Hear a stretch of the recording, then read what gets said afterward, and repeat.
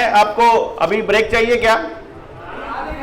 नहीं चाहिए। अभी आधे घंटे बाद आपको चाय मिलने वाली है, तो अभी आधा घंटा और आपको हमें ही झेलना पड़ेगा, आपके पास कोई ऑप्शन नहीं है। और मुझे थोड़ा बताइए कि ये जो लिव इन रिलेशनशिप में 16 साल का है और शादी की उम्र 21 साल है, ये सही है क्या? ये जो लेटरल एंट्री स्कीम है यूपीएससी में, ये सही है क्या? ये जो जीएम फूड है और नए नए जेनेटिकली मॉडिफाइड बीज बाजार में दिए जा रहे हैं, ये सही है क्या? ये भी ठीक नहीं है।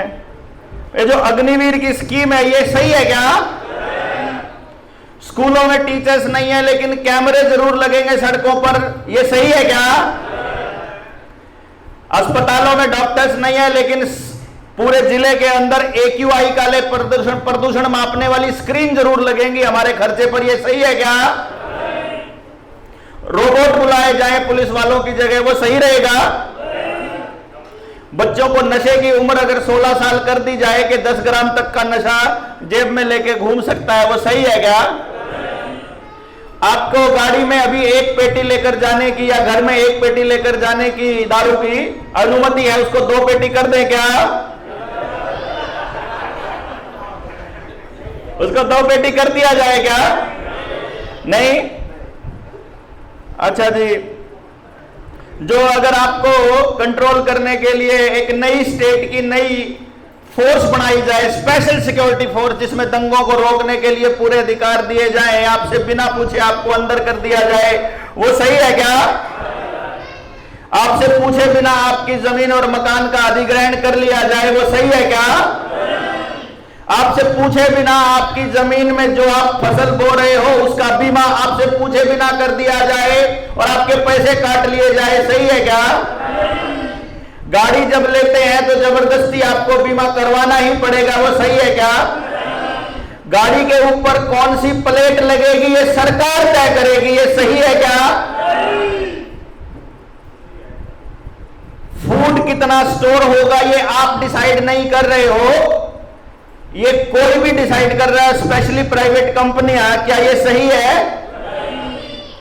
आपके स्कूलों के अंदर आपकी समाज की जरूरत के हिसाब से ना पढ़ा करके केवल पाश्चात्य सभ्यता और संस्कृति के लिए और नौकरी रट्टे के लिए बच्चों का दुश्मन बनाने के लिए शिक्षा दी जा रही है, वो सही है क्या? अगर आप कोई आंदोलन करते हैं उसमें अगर आपको रोकने के लिए पुलिस बुलानी पड़े, वाटर कैनन बुलाना पड़े, कोई आंसू गैस के गोले फेंकने पड़े, लाठीचार्ज बुलानी पड़े, पुलिस के लिए गाड़ियों का खर्चा आपसे वसूला जाए, ये सही है क्या? ये क्षतिपूर्ति कानून अभी देश में लागू है, आपको पता होगा। इस वक्त ये लागू है कि यदि आप कोई आंदोलन करते हो, इस टाइम हरियाणा में, अगर अभी तो हमारे किसानों की संख्या थोड़ी ज्यादा है इसलिए इनकी हिम्मत नहीं है हमसे कुछ पूछने की, लेकिन अभी पीछे एक केस हुआ था, हमारे साथी हैं भाई सुशील नरवाल और उनके कुछ साथी थे, उनको एक आंदोलन के सिलसिले में जब सम्मन आए तो उनकी जमीन के कागज उसके साथ जोड़ दिए गए, अटैच कर दिए गए केस के अंदर, कि कल को यदि ये दोषी साबित होते हैं तो इनकी जमीन की मकान की कुर्की करके उस खर्चे का हर्जाना या उसकी खर्चे की भरपाई की जाए।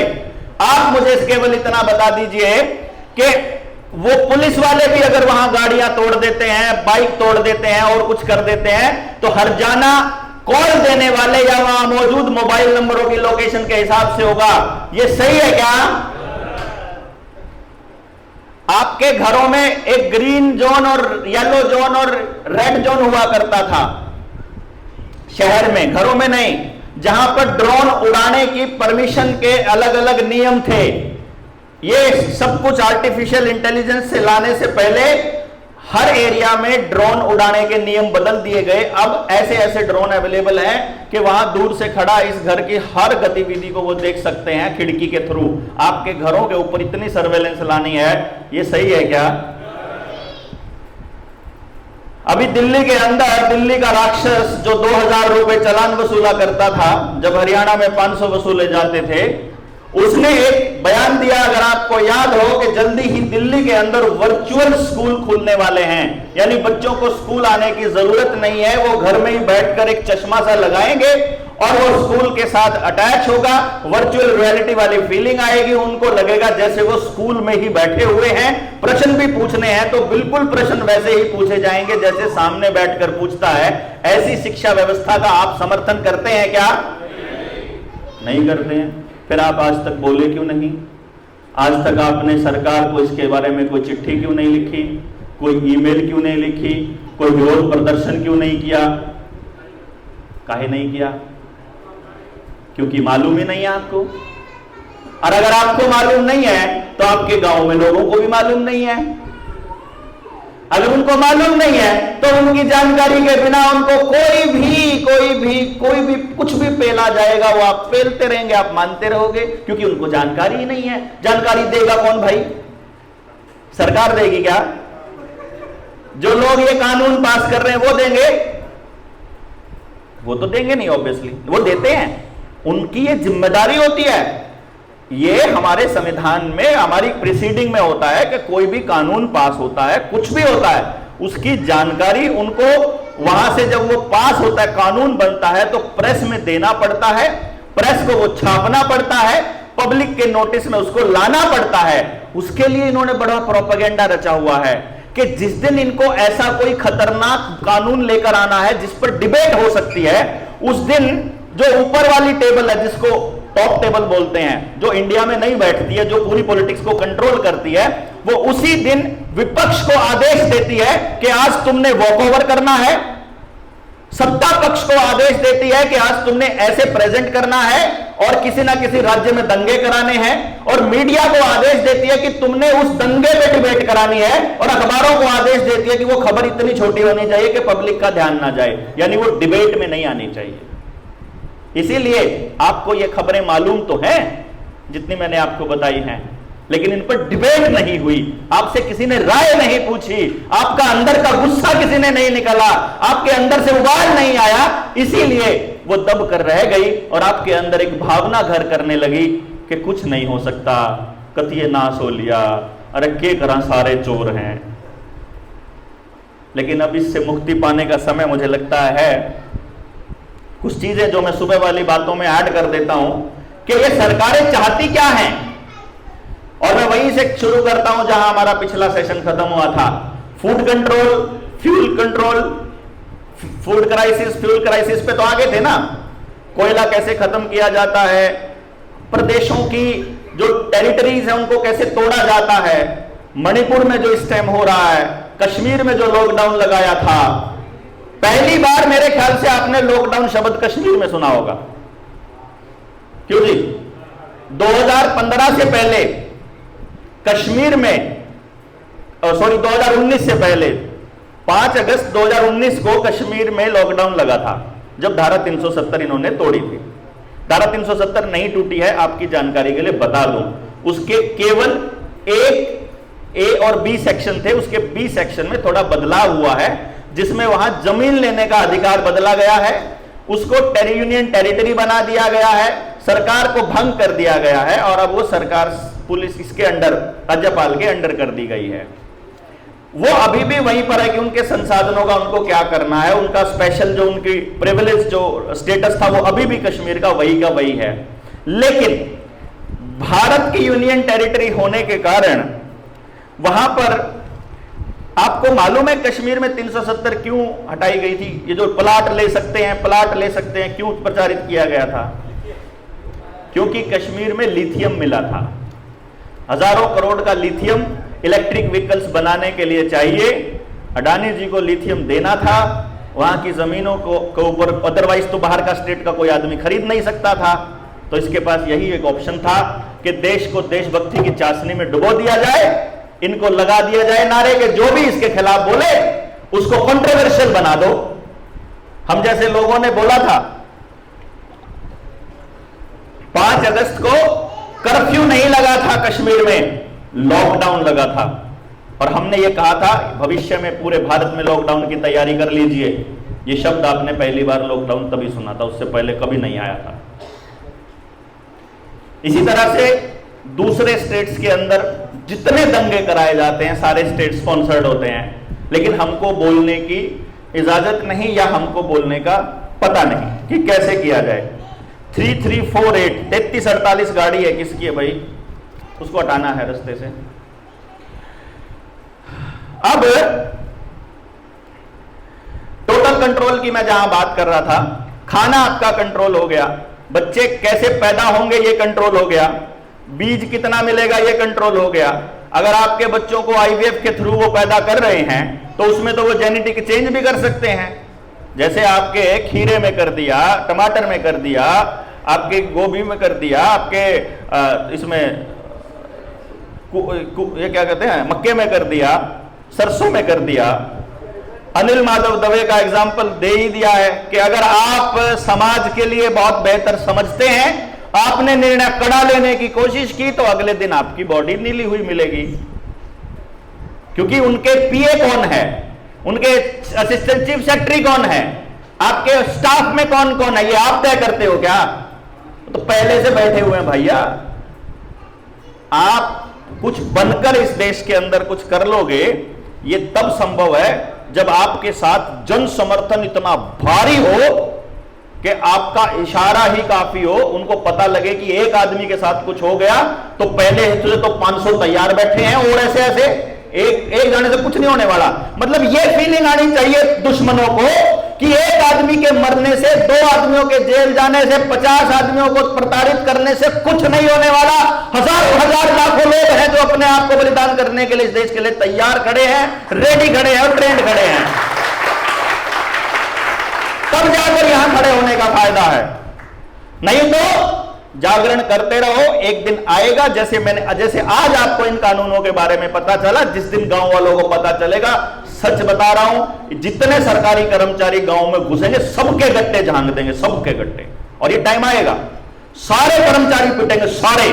मास्टर ने नाश कर दिया औलादों का, मारियों का, सारे क्लर्कों ने नाश कर रखा, सारे दफ्तरों ने नाश कर रखा, आंगनबाड़ी वर्कर, आशा वर्कर, अरे जितने डॉक्टर को हैं राक्षस बने बैठे, फार्मा कंपनियों के दलाल बने बैठे, दवाइयां बेचने का काम करते हैं और टेस्टों में भी दलाली खाते हैं।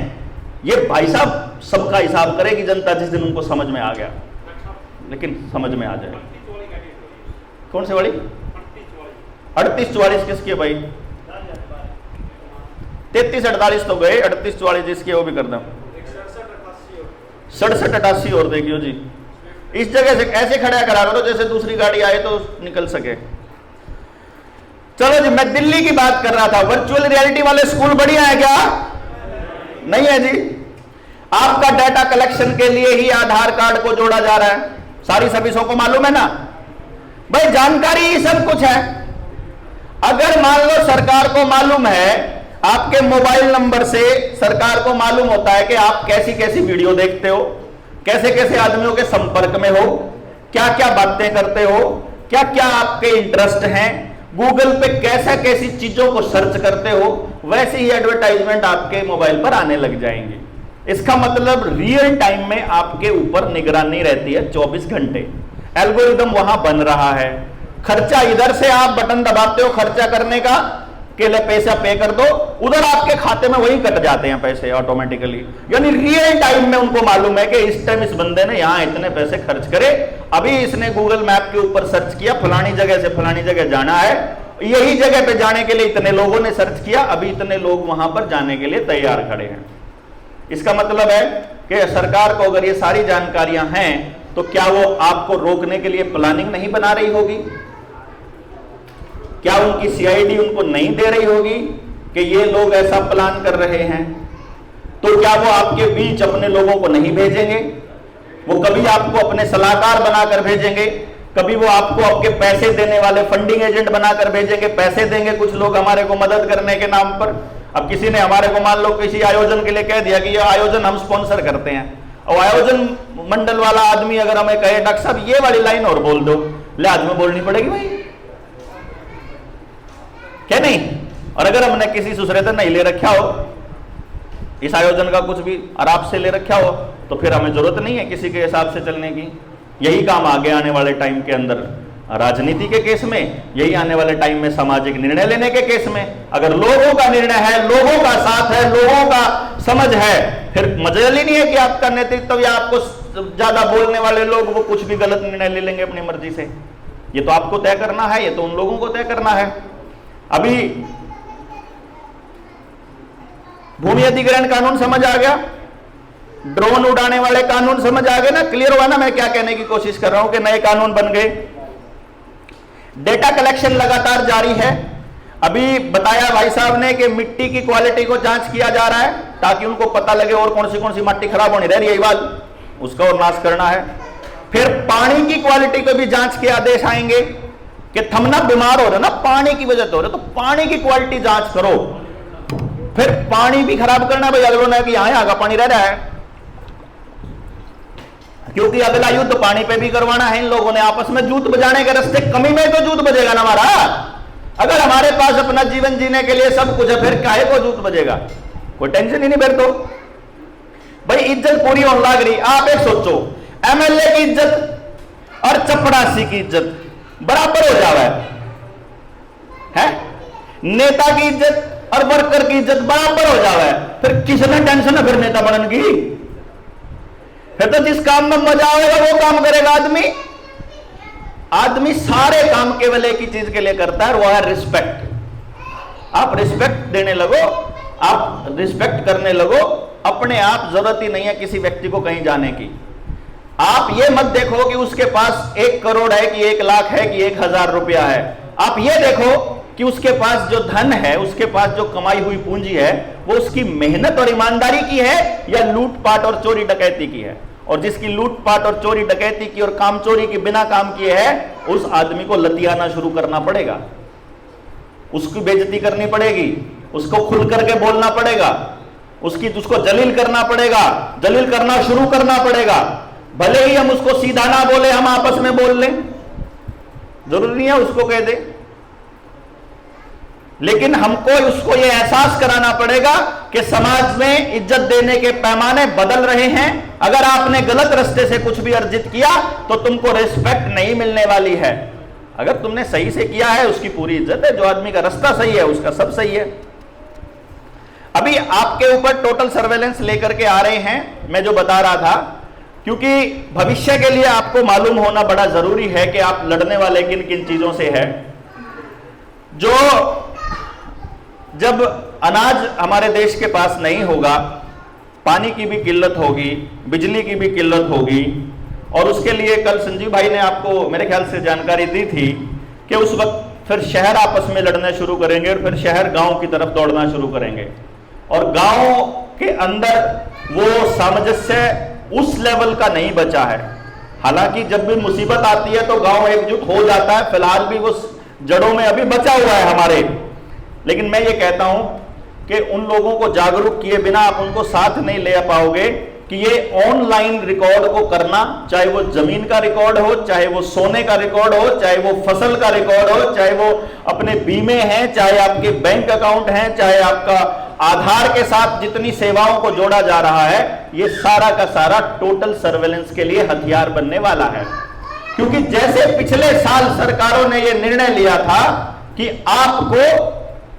जब आपको यह सेवा प्रदान की जाएगी जब आप सरकार की बात मानकर 2 डोज लगवा लोगे, वैसे ही आने वाले वक्त में अगर 4थी या 5वीं डोज लगाने के लिए सरकार आपको कह दे कि आपका आधार इनएक्टिव हो गया, आधार के साथ जितनी सेवाएं थी सारी इनएक्टिव हो गई, और वो तब खुलेंगी जब आप अगला इंजेक्शन लगवाओगे, तो फिर और आपका सारा का सारा डिपेंडेंसी उसके ऊपर है। एक गाड़ी हटवानी थी, 2 गाड़ियां खड़ी है, दोनों में से एक हट जाए, कोई बात नहीं। एक तो 57-93 57-93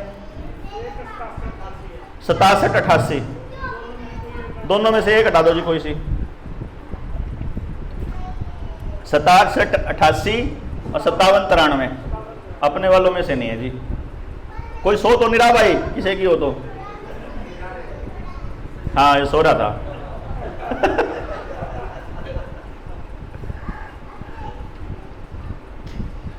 है ना? अब आप समझिए कि सर्वेलेंस भी हो गई। अब आपको ये कह रहे हैं कि अब देश में एक नया लॉकडाउन लगा है क्योंकि सूरज बहुत गर्म हो गया है। उसकी गर्मी आपको मार सकती है। सरकार को आपकी चिंता बहुत है, नहीं वहां सच में चिंता है। अभी वो अशोक भाई पटेल हैं अपने गुजरात में, राजकोट से।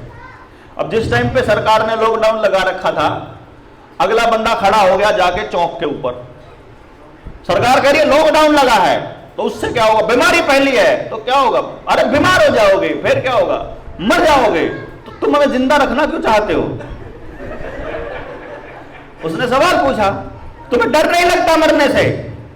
बोला मैं तुम्हें एक बात बताता हूं, हमारे घर में मरने का एक तरीका है, मतलब रिवाज है।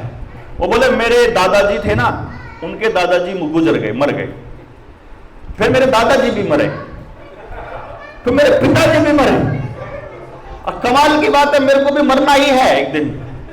ये तो रिवाज है मेरे घर में, तू मेरे घर का रिवाज क्यों तोड़ना चाहता है, पहले तो ये बता। है? दूसरी बात, मैं एक बीमारी से ना मरूं, बाकी मैं किसी भी चीज से मर जाऊं, मैं आत्महत्या कर लूं, मेरे को तुम घर में खाना ना मिले, मेरे परिवार में अगर चीजें खराब हो रही हो मैं उसमें मर जाऊं, मैं गरीबी से मर जाऊं, मैं भूख से मर जाऊं, मैं एक्सीडेंट से मर जाऊं, मैं और दूसरी बीमारियों कैंसर से मर जाऊं, टीबी से मर जाऊं, किसी से मर जाऊं, पर तुम कोरोना से ही क्यों बचाना चाहते हो? बाकी बीमारियों से बचाने में तुमको क्या तकलीफ है? अब वो मतलब रीच लिए पुलिस वाले, आर्गुमेंट का कोई जवाब नहीं है। वो बोले कि मेरे को एक सबूत दिखाओ। बोले ये आदेश नहीं मानूंगा। अगर लॉफुल आदेश नहीं है, अगर वो नियम पूर्वक आदेश नहीं है तो नहीं माना जाएगा, सीधी बात, क्योंकि मालिक हम हैं। मान गया भाई साहब, अकेला आदमी था, लॉकडाउन में ऐसे घूमता था, किसी की नहीं मानी, नहीं मानता भाई, बुजुर्ग आदमी था, वो बोलना आता था उसे। यानी कि सिर्फ हमारे पास नॉलेज होगा ना, किसी की हिम्मत नहीं है कोई हमको टोक दे। लेकिन दिक्कत तो ये है, अगर वो पुलिस वाला हुआ तो आपकी बात समझ जाएगा, लेकिन सामने अगर रोबोट खड़ा हुआ तो कैसे समझाओगे? और ये तो रोबोटिक्स को लेके आ रहे हैं। और ये कानून हम अगर चाहते हैं रोबोट हमारे देश में आए तो हम चुप रहें, और अगर हम चाहते हैं कि हमको अपना मानवता बचानी है, क्योंकि रोबोट को बनाने वाला, आर्टिफिशियल इंटेलिजेंस को बनाने वाला व्यक्ति बोल चुका है कि मुझे मालूम नहीं था मैं इतनी खतरनाक चीज बना रहा हूं, मानवता के लिए सबसे बड़ा खतरा है एआई। और वो अगर इतनी बात बोल चुका है तो फिर हम तो सीधी सीधी देख ही रहे हैं, अगर हमारा काम रोबोट करेगा तो हम क्या करेंगे? फिर सरकार एक नई स्कीम निकालने वाली है।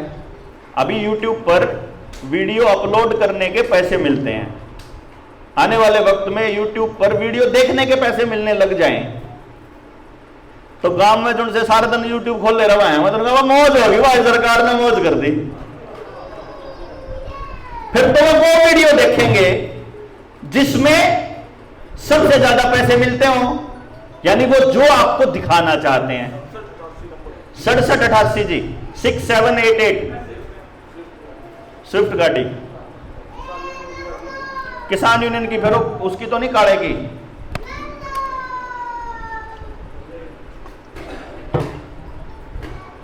अब अगर उसमें वो, क्योंकि वो उस वीडियो के आखिर में कुछ सवाल पूछेंगे, अगर आपने सही जवाब दे दिया तो समझो तुमने वीडियो पूरी देखी है, फिर तो पैसे मिलेंगे। सवाल का जवाब नहीं दिया फिर नहीं मिलेंगे, फिर दोबारा देखनी पड़ेगी। और देखने का एक नियम है, मैं आपको बताऊं, कलर्स के अंदर जब आपको किसी ने आर्मी में, पुलिस में अगर भर्ती में गए हो तो वहां पर एक टेस्ट होता है जिसका नाम है कलर ब्लाइंडनेस टेस्ट, जिसमें कलर के अंदर कलर छुपे होते हैं और वो पहचानने होते हैं, और जिसको कलर ब्लाइंडनेस है उसको नहीं समझ में आती। और आपने एक कलर थेरेपी भी एक चीज सुनी होगी, अगर आपको सिर में दर्द है, शरीर के हथेलियों के ऊपर खास जगह पे खास रंग का लगा दो, आप कलर लगा दो, आपका सिर दर्द गायब हो जाएगा, मतलब एकदम गायब हो जाएगा। यानी कलर का अपना इतना इंपैक्ट होता है। तो सोचो, माइंड प्रोग्राम के लिए जो CIA ने 1945 में प्रोग्राम चालू किए थे, स्क्रीन टीवी जो बनाया था, टीवी में पीछे वो ट्यूब होती थी लंबे वाली, पीछे से निकलती थी, वो ट्यूब सीधी सीधी हमारी स्पिनियल ग्लैंड के ऊपर, पिट्यूटरी ग्लैंड के ऊपर सीधा अटैक करती थी, जो हमें सोचने समझने की क्षमता देती है। यानी जो व्यक्ति स्क्रीन के आगे बैठा हुआ है वो व्यक्ति अपने सोचने समझने की क्षमता समझो खो चुका है। इसीलिए हर वीडियो के अंदर पीछे बैकग्राउंड में म्यूजिक लगाया जाता है, जो म्यूजिक माइंड को रिदम में रखे। इसीलिए हम लोग सबसे बोरिंग वीडियो बनाते हैं, सबसे बोरिंग वीडियो बनती है हमारी, इंटरेस्टिंग नहीं बनती। क्यों? क्योंकि हमको मालूम है अगर हमने इंटरेस्टिंग वीडियो बना दी तो लोग स्क्रीन की तरफ देखते रहेंगे। अभी जो वीडियो हम बना रहे हैं उसमें क्या है, बंदा साइड में रख के सुनता सुनता रहे, बहुत है, पीछे बैकग्राउंड में म्यूजिक भी नहीं लगाते, कि जानकारी देना इंपॉर्टेंट है। कुछ लोग कहते हैं इससे व्यूज नहीं बढ़ते। अरे व्यूज नहीं बढ़ाने हैं, जिनको समझ में आया हुआ केवल उनको समझाना है, वो चीजों को, इंफॉर्मेशन को एक्सेस कर सके। ये इसलिए है, इसलिए नहीं है कि हमको अपने व्यूज पे काम करना है। मतलब यानी माइंड कंट्रोल इस लेवल पे काम करता है। अब अगली बार सरकार ये कहे कि आपको राशन घर में मिल जाएगा, खाते में 70,000 रुपए आ जाएंगे, जो आपको चाहिए ड्रोन आपके घर पे रख जाएगा, बस आपने कोई ऐसा काम नहीं करना जो समाज के लिए ठीक नहीं है। आपको कहेगा बात तो बड़ी अच्छी लगा, तो सरकार कहेगी अभी कार्बन डाइऑक्साइड का जो मतलब नियम है, वो अमाउंट है, वो बढ़ गई है, तो आपको घरों में रहना है, बस बाहर नहीं आना। हम कहेंगे हम तो बाहर आएंगे भाई, न्यू कौन रोक देगा भाई, पड़ोस में जाने तभी रोक दे। लेकिन अभी लखनऊ की एक खबर आपने सुनी होगी कि लखनऊ में चप्पे चप्पे पर सीसीटीवी कैमरा की होगी नजर, हर घर के दरवाजे पर सीसीटीवी कैमरा। मतलब गली में यहां लग जाए, जो भी दरवाजा खुला, मालूम है ना सीसीटीवी कैमरा को, 8 नंबर का खुला कि 9 नंबर का खुला कि 18 नंबर का खुला, उसी का चालान खाते में से कट जाएगा। आधार कार्ड उनके पास पहले से है, प्रॉपर्टी आईडी के साथ अटैच है, फेशियल रिकॉग्निशन ऑलरेडी दे रहे हैं, गाड़ी के नंबर के साथ भी अटैच है। क्यों जी, है नहीं है? और मध्य प्रदेश के अंदर, मेरी वो वीडियो आपने देखी हो तो, किसान के खाते में पैसे आ गए, किसान को चिट्ठी आ गई कि तुम्हारी जमीन का सर्कल रेट इतना बनता है। बाप के नाम पे जमीन थी, 3 भाइयों के नाम पे चिट्ठी आई है कि ये जमीन अब सरकार ने अधिग्रहण कर ली है, आपकी परमिशन की जरूरत नहीं है, सर्कल रेट के हिसाब से पैसा आ चुका है, महीने भर में जमीन आपको खाली करनी पड़ेगी। ये हो चुका है जो मैं बोल रहा हूं। बचपन में हम लोग सूरज की गर्मी को कंसंट्रेट करके, और कुछ लोग तो बीड़ी भी जलाया करते, कुछ लोग कागज जलाया करते, हमारे जैसे बालक थे वो कागज जलाया करते। वो हीट को यानी ऊर्जा को एक जगह पे रख दो तो वो इतनी जबरदस्त गर्म कर देती है। तो हवा में, हवा का या ग्लास का कोई बड़ा पैमाना, बड़ा कोई फाइबर लगा करके एक बड़ा लेंस बनाया जा सकता है? पॉसिबल है ना बनाना? बड़ा लेंस बना दिया, वो बड़ा लेंस सूरज की गर्मी को धरती के ऊपर हीट करके वैसे ही भेज सकता है। यानी जो उस एरिया में जितने लोग हो, अगर वो झुलस के मर जाएं तो आप सच्ची में आपको लगेगा कि ये तो पर्यावरण में बड़ा खतरनाक वो हो गया भाई, क्लाइमेट चेंज हो गया। ये कर चुके हैं वो प्रैक्टिकल, मैं आपको बता रहा हूं। पिछले से पिछले साल 2020 में जब घरों में लॉकडाउन लगाकर पूरी दुनिया में लोगों को कैद करके रखा हुआ था, उन्होंने कनाडा में और अमेरिका में ऐसे ऐसे करके 50 लोग एक जगह मारे थे, 450 लोग एक जगह मारे थे, और फिर दुनिया को नाम दिया था कि हीट वेव आ रही है, क्लाइमेट चेंज हो रहा है। आप उसको भी सच मानोगे? ये पहले ही बोल रहे हैं हम लोग, इसलिए बोल रहे हैं। कुछ लोग ये कहते हैं पगलाया हुआ है। आपको बीमार करना है तो जिस टाइम पे आपकी फसल पकने को तैयार है तो जहाज से केमिकल छिड़का जा सकता है कि नहीं छिड़का जा सकता है? जितने भी आदमी, जितनी गायें, जितने लोग बाहर होंगे, स्किन की एलर्जी की या फिर उनके फसल खराब होने की या कुछ भी खराब होने की हो गई ना, गारंटी है। जमीन खाली पड़ी है, जमीन में चला गया, केमिकल जाना चाहिए आपके शरीर में, क्यों नहीं चला जाओ, है जी? और तो ताई की तरह बोला, ताई बोला तू ग्लूकोज नहीं याडे लुआ ले, तू तो गिलास में उभर के पी जाए। बोला ओ पुत्र ओ बित्तर जाना चाहिए, जिम्मे मर्जी चला जाए, की चक्कर है। तो मैं तो न्यूज सोचा मैं तारे बित्तर जाना चाहिए, क्यों नहीं चला जाओ। गाय के लिए कानून है भाई जी, गाय के लिए कानून बन चुका है। गुजरात पहला राज्य था राजस्थान दूसरा राज्य था। राजस्थान वाले साथियों को मालूम होगा, एक से ज्यादा गाय नहीं पाल सकते। शहर में गाय निकली तो 5,000 रुपए जुर्माना पहली बार, 10,000 दूसरी बार, 50,000 तक तीसरी बार, 6 महीने तक की कैद खाते में से कट जाएगा जिसकी गाय हो, क्योंकि उसके ऊपर फास्टैग लगा हुआ है। आपको जरूरत नहीं है देने की। गाय दिखी, उन्हें फास्टैग लगा, पैसे काट लिए, जैसे आपके गाड़ी के फास्टैग से काट लेते हैं। और टोल टैक्स बढ़िया चीज है क्या? गुंडा टैक्स। टैक्स सारे ही गुंडे होते हैं, टैक्स सारे ही गुंडा टैक्स होते हैं। सरकार जो है वो गुंडों का गिरोह है और टैक्स जो है वो गुंडा टैक्स है। ये वैसे ही है जैसे गुंडे हफ्ता वसूली करते हैं, हफ्ता वसूली की तरह होता है टैक्स।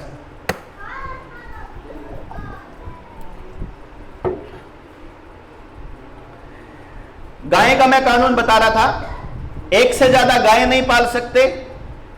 अगर गाय सड़क पे मिली तो फाइन। अभी शहर के लिए चालू किया है, गांव में अभी नहीं है ये कानून, लेकिन गांव में भी आ जाएगा।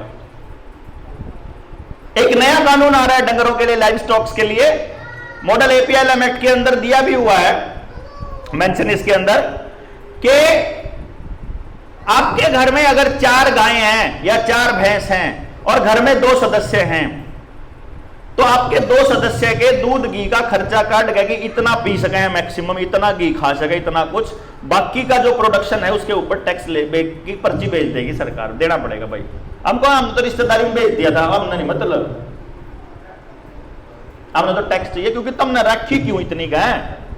क्योंकि इनकी डकार से अमोनिया निकलता है। वो कह रहे हैं गाय की डकार से अमोनिया निकलता है जो पर्यावरण को दूषित करता है। मैं कहा हाँ, इन बड़ी बड़ी फैक्ट्रिया में जहाजा में तो अमृत लिखड़ा है नहीं, जो जहाज चला है इनके बड़े अमीरों के, बड़ी बड़ी गाड़ियां जो 2-2 किलोमीटर प्रति लीटर की एवरेज देवे है, उनमें से जो अमृत निकलता होगा उनमें तो कोई धुआं निकलता ही नहीं, मैं तो प्रदूषण फैलाती नहीं। हमारी गाय की डकार ही करती है प्रदूषण सारा। बिजली का कानून, बिजली कंपनियों, बिजली प्राइवेटाइज की जाएगी, बिजलियों का रेट कंपनियां तय करेंगी, मीटर इलेक्ट्रिक लगेंगे, प्रीपेड मीटर लगेंगे, पैसे पहले जमा कराएंगे, खर्चा बाद में कर पाओगे। मीटर का कनेक्शन आधार कार्ड से कनेक्टेड होगा। सरकार की बात नहीं मानी तो आधार बंद तो बिजली बंद, और आपकी सारी चीजें बिजली से चलती हैं। हाथ से चलाने वाली चीजें आपने घरों से निकालकर फेंक दी हैं। पानी का कानून, पानी की पाइपलाइन होगी, नई पाइपलाइन आधार से जुड़ी होगी। सरकार की बात मानने से मना करोगे तो पानी भी बंद हो जाएगा, वो भी प्रीपेड होगा। आपने अपने कुएं, अपने जोड़ पहले ही खत्म समाप्त कर दिए हैं, इसीलिए कुएं जोड़ समाप्त करके आपको टंकी के पानी के साथ जोड़ा गया था। बीज का कानून, बीज अगर किसान ये नहीं बता पाया कहां से खरीदा है, बीज को कहां से खरीदा है, तो 3 साल तक की जेल। यानी आप अपना ओरिजिनल बीज बोओगे तो प्रॉब्लम, हाइब्रिड बीज बोओगे तो कंफर्म बीमार। तो बीमारी से जो दवाइयां खाते हो वो भी उसी कंपनी की है जो बीज कंपनी की है। और जब गाड़ी स्टार्ट करके अस्पताल में जाओगे तो वो जो गाड़ी में तेल फूका वो भी उसी कंपनी का है जो बीज कंपनी का है। उसके बाद टेस्ट करवाओगे तो मैं टेस्ट की बड़ी कंपनियां भी उसी कंपनी की हैं। यानी कि हथियार बनाने वाली कंपनी ही तेल के ऊपर कब्जा है।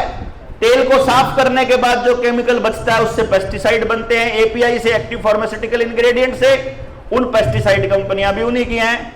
उनसे उसके बाद जो बाकी बचता है उससे ड्रग्स बनता है। ड्रग्स मतलब जिसको आजकल ये वाले दवाइयां कहते हैं, हम तो ड्रग्स ही कहते हैं, वो ड्रग्स की बड़ी बड़ी कंपनियां भी उन्हीं की हैं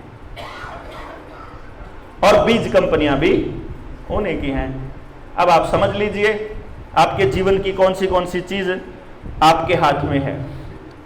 डीसी को नया कानून दे दिया गया है, डीसी को एक नया अधिकार दे दिया गया है जिसका नाम है सरफेसी एक्ट। अगर आप लोन नहीं भरते हो तो पहले कोर्ट में या डीआरटी में चला जाया करता था केस, अभी वहां नहीं जाएगा। अभी डीसी 2 महीने के अंदर अंदर आदेश पारित कर सकता है कि आपकी जमीन को नीलाम कर दिया जाए। भले ही आपका किसान क्रेडिट कार्ड 16 लाख का था और वहां 8 किले थे, या 17 लाख का था और आपके 10 किले थे, कुछ नहीं फर्क पड़ता। उसने नीलाम करना है तो नीलाम करना है, बिना कागज के वो बेच भी नहीं सकता। यह भी समस्या। समझ गए कहानी? तो यानी बच्चा पैदा करने से लेकर अंतिम संस्कार नहीं कर पाएंगे हम आने वाले टाइम में। इलेक्ट्रिक दाह संस्कार आ रहा है, पता होगा ना? बॉडी गई, टक देसी आया, ले भाई पकड़े अंगूठी उसको, ये फूल पकड़ो, यही किया। यानी कि आप पैदा कैसे होंगे, कहां होंगे, आपका बच्चा मतलब कहां पैदा होगा, कैसे होगा, किस स्कूल में पढ़ेगा, कैसी शिक्षा लेगा, कितने रट्टे मारेगा, किस तरह की जिंदगी जिएगा, कैसा लेफ्ट राइट करेगा, फिर किस चीज के लिए लड़ाई लड़ेगा, फिर समाज में कैसे जिएगा, कौन से इंजेक्शन लगाएगा, उस नौकरी के दौरान कैसे रहेगा, परिवार कैसे करेगा, परिवार नियोजन कैसे होगा, समाज में घर रहेगा कि बाहर रहेगा, वो जीवन में खुश रहेगा कि दुखी रहेगा, ना आप डिसाइड करोगे ना बच्चा डिसाइड करेगा, वो सरकारें तय करेंगी। अगर इसी तरह चलता रहा तो, अभी तक यही कर रही हैं, अभी कर रही है ना इस टाइम पे यही, और ये ऐसे ही होता रहेगा। इसीलिए जनता सरकार मोर्चा इस व्यवस्था परिवर्तन अभियान को आजादी की लड़ाई भी बोलता है। एक और लड़ाई में आपका स्वागत है, और मैं समझता हूं कि बहुत सारी चीजें आपको पता लग गई होंगी, नहीं लगी के? लगी। गणाएं समान और भी है दुकान में हमारी, डिपेंड करता है कि दिमाग में और कितनी जगह है। बेटा ने पूछा इतना ज्ञान करते ले, इतना ज्ञान करते ले। देखो जी, ज्ञान का तो ये है भाई, इसके लिए ज्ञान के लिए 2-3 चीजें चाहिए होती हैं। एक तो आपकी कॉमन सेंस जिंदा हो, और दूसरा आपको उस चीज को मान लो आप साबित करना चाहते हो या बताना चाहते हो, तो उसके लिए तथ्य हो। तथ्य के लिए रिसर्च करनी पड़ती है। रिसर्च गूगल पर नहीं होगी, बस ये गलती मत करना, क्योंकि गूगल उन्हीं का है। तो डक डक गो करके आपकी वेबसाइट है, जो सर्च इंजन है, बिक हो भी भाई, बिके के लिए आप सोरा कब है, तो वकील साहब कह रहे थे टाड़ मारा बताने की भाई, लेकिन इंफॉर्मेशन सारी की सारी कभी डार्क वेब पे मिल जाएंगी, कभी वो पड़ी होती है अलग अलग। जैसे मैंने आपको बताया, छोड़ दें जिब्बी के लिए, बत्तख बत्तख जा, बत्तख बत्तख जा, डक डक गो।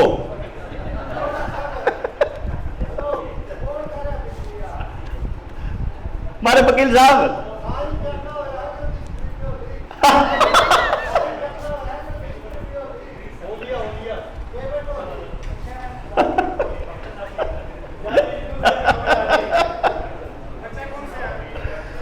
कोई बात नहीं, कोई बात नहीं, फिर और ले आवांगे, अपना देसी बना लांगे, अपना बना लांगे। इंफॉर्मेशन देखो, ये लोग डेटा मैनिपुलेट करते हैं, ये लोग इंफॉर्मेशन को मैनिपुलेट करते हैं। हम लोगों की थोड़ी समझ होनी चाहिए। सच को देखना जिस दिन शुरू कर दिया, उस दिन इनके अंदर की दीवारों, इनकी परतें समझ में आनी शुरू हो जाती हैं। षड्यंत्रों का खेल ये है कि जो चीज टीवी में हो रही है और जो अखबार में हो रहा है, बस ये समझना, अगर ये असल ना हो तो क्या हो सकता है, समझे ना? गांधी जी एक बात कहा करते थे कि जब भी कोई कार्य करो तो सबसे पहले यह देखो कि जो आखिरी व्यक्ति है उस पर इसका क्या असर होने वाला है। जो सबसे गरीब है, जो फूड चेन में सबसे लास्ट में है, उस पर उसका क्या असर होगा, वो आपके काम की असली नीयत बताता है। यानी आपके कार्य से यदि उसको नुकसान हो रहा है तो वो देश का नुकसान समझ लीजिए। अगर लाभ केवल उद्योगपतियों को हो रहा है या खास कंपनियों को या कुछ लोगों को हो रहा है तो ये समझ लीजिए। दूसरी बात, सत्य के बारे में हम लोग बोलते हैं, सत्य की एक ही खास बात है, वो सबका भला करता है। यानी किसी भी कानून में यदि समाज के किसी भी एक अंग को लाभ और एक अंग को नुकसान हो रहा है तो वो कानून चाहे आपको समझ में आए या ना आए, वो निसंदेह ही खतरनाक है। क्योंकि हमारे किसी कानून से किसी को नुकसान हो जाए ऐसा संभव ही नहीं है किसी नियम से। और अगर कोई कानून हमको पसंद नहीं है, क्योंकि कानून की डेफिनेशन, कानून की परिभाषा ये है, वो एक कॉन्ट्रैक्ट है जनता के बीच और नुमाइंदों के बीच कि भैया जी तुम हमारे लिए निर्णय बनाओ, तुम जो निर्णय बनाओगे वो हमको मंजूर होगा तो हम मानेंगे, मंजूर नहीं होगा तो हम नहीं मानेंगे। और मैंने इसका सबूत अभी अभी आपको अशोक भाई पटेल का दिया। अशोक भाई पटेल का एक दूसरा भी उनकी कारनामा है। उन्होंने क्या किया, हेलमेट के बिना चलना शुरू किया। जिस टाइम हेलमेट के ऊपर गुजरात की सरकार ने 35 रुपए या 32 रुपए 30 रुपए को जुर्माना लागू कर दिया, उन्होंने कहा मैं ऐसे कैसे हो सकता है कि सरकार जुर्माना वसूले। वो बिना हेलमेट के स्कूटर पर पूरा शहर घूमने निकले, पुलिस वाले ने पकड़ लिया। उसने बोला कि आपको जुर्माना लगेगा, चालान होगा। तो वही अशोक भाई पटेल है, उन्होंने कहा देखो जी बात सुनो, सिर मेरा है, जिम्मेदारी मेरी है, जान मेरी है, तुम मुझे जागरूक कर सकते हो, तुम मुझे समझा सकते हो, मानू वो मेरी मर्जी है, मेरा सिर फूटता है, मैं मरता हूं तो मेरी जिम्मेदारी है, तुम्हारी क्या, तुम्हारे ऊपर क्या सिरदर्दी, मैं अपना सिर फुड़वाना चाहता हूं, अब बता। पुलिस वाले के पास कोई जवाब नहीं, पुलिस वाला तो वही लाइन बोलता है, हमने तो नौकरी करनी है जी, हाँ तो कर। कह रहे चालान भरोगे, तो चालान तो नहीं भरता। कह रहे चालान नहीं भरोगे तो कोर्ट में पेश होना पड़ेगा, कोर्ट में पेश हो जाऊंगा। कोर्ट में मतलब चालान नहीं भरा, कोर्ट में पेश हो गए। जज साहब ने बोला, मतलब होता है ना चालान आप नहीं भरते हो, पर्ची काट के दे देते हो, जो चालान नहीं भरते तो फिर कोर्ट में जाना पड़ता है। 28 दिन के बाद कोर्ट में चले गए। कोर्ट में जज ने बोला 30 रुपए जुर्माना। उसने बोला जज साहब जुर्माना नहीं दूंगा। वो बोले जुर्माना नहीं देगा तो जेल हो जाएगी। बोला जी जेल जाऊंगा। वो 1 दिन की जेल चले गए। अब ऑब्वियसली जो आदमी को जज ने लिख दिया तो अखबार वाले उनके साथ टच में रहते हैं कि आज क्या क्या अपराध हुए। तो एक अपराध ये था कि बंदे ने लिख करके ये दिया एफिडेविट, तो वो मीडिया में भी चला गया कि उसने ये कहा। वो सारी बात जो है वो अखबारों में छप गई। शहर में डिबेट का इशू बन गया, डिबेट का मुद्दा बन गया। यार ये तो बढ़िया बात है, कुछ लोग कह रहे हैं ये गलत कर रहा है, कुछ कह रहे हैं सही कर रहा है। ऐसे ही होता है समाज में, आधे उस तरफ होते हैं, कुछ उस तरफ होते हैं। बाहर आया 1 दिन के बाद, लोगों ने फूल मालाओं से स्वागत किया, अखबारों में इंटरव्यू छपे, फिर अखबारों में फिर टीवी वाले आ गए, पहुंच गए सारे के सारे। यार ये क्या समझा तुमने, क्या सोचा, क्या करा, और बता दिया, देश समाज को समझा यार ये बात ठीक कह रहा है। बाहर आते ही, घर आते ही चिट्ठी लिखी कमिश्नर ट्रैफिक को, ट्रैफिक पुलिस वाले कमिश्नर को, कमिश्नर साहब मैं इस तारीख में इतने बजे यहां से चलूंगा, बिना हेलमेट के चलूंगा, तुम्हारी हिम्मत हो तो चालान काट के दिखाना।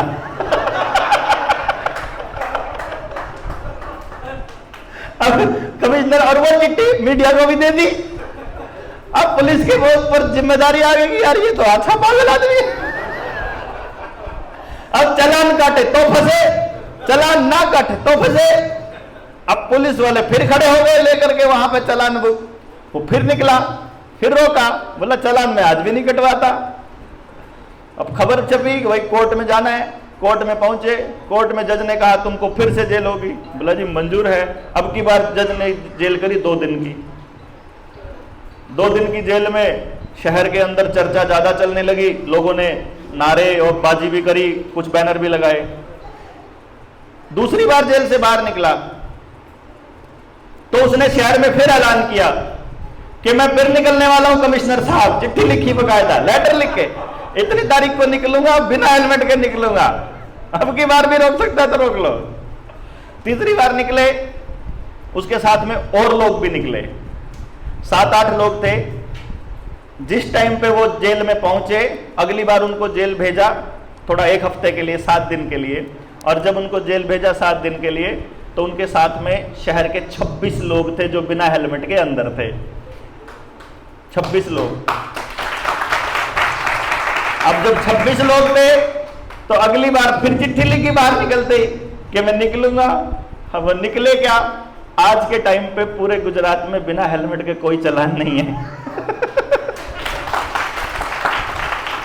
एक अकेले आदमी ने सिर्फ इस बात के बिना पर कि आपका कानून मुझे मंजूर नहीं है, ये मेरी सिरदर्दी है, ये मेरा सिर है, मैं चाहूं तो मैं इसकी रक्षा करूं, नहीं तो नहीं, तुम मुझे जबरदस्ती नहीं कुछ भी करवा सकते। और जनता सरकार मोर्चा की थीम आपको पता ही है, जल जंगल जमीन जानवर, ये चारों पे निर्णय गांव लेगा। और भैया जी, शिक्षा, स्वास्थ्य, न्याय, राजनीति और खेती, यहाँ से हमको पूंजीवाद को भगाना है, यानी वही राजीव भाई का स्वदेशी वाला सपना फिर से लाना है, वही हमारी सभ्यता फिर से आएगी, फिर हम सबके लिए जिएंगे। इसके बाद आप चाय पी के आइए, दोबारा से बातचीत करते हैं। नरेंद्र भाई आए हैं, साहिल भाई आए हैं, प्रदीप भाई, अक्षय भाई आए हैं, आप सबसे मुखातिब होंगे, सबसे चर्चा करते हैं। तब तक के लिए ब्रेक लेते हैं। धन्यवाद। जय हिंद, जय भारत।